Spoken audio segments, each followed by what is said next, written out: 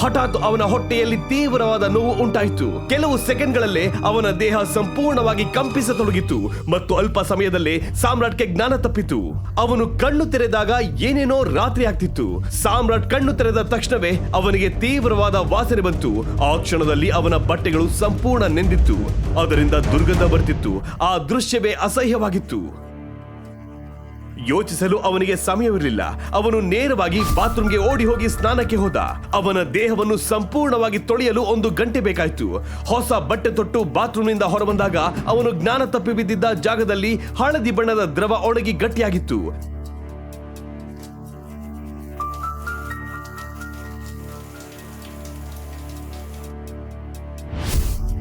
ಅದರಿಂದ ಭಾರಿ ದುರ್ಗಂಧ ಬರ್ತಿತ್ತು. ಅದನ್ನು ಸ್ವಚ್ಛಗೊಳಿಸಲು ಸಾಮ್ರಾಟ್ನಿಗೆ ಇನ್ನು ಅರ್ಧ ಗಂಟೆ ಬೇಕಾಯಿತು.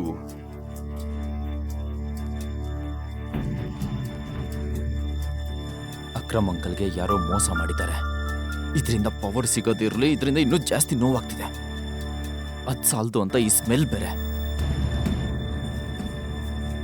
ಇನ್ನು ಈ ಔಷಧಿಯಿಂದ ಎಷ್ಟೊಂದು ಸೈಡ್ ಎಫೆಕ್ಟ್ ಆಗುತ್ತೋ ಯಾರಿಗೂ ಗೊತ್ತಿಲ್ಲ.